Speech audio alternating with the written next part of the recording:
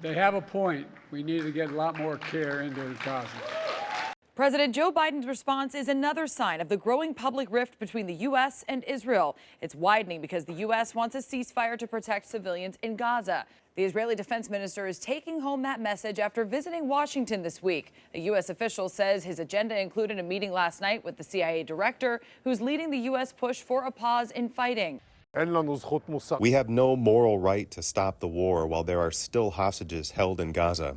In a meeting with U.S. Defense Secretary Lloyd Austin, the Israeli defense minister was pressured to do what he could to stop the fighting. Well, Mr. Minister, I look forward to discussing how we can dramatically and urgently ease the humanitarian crisis in Gaza. Today, another sign of the rift is that Israeli Prime Minister Benjamin Netanyahu's top advisors are not in Washington as originally planned.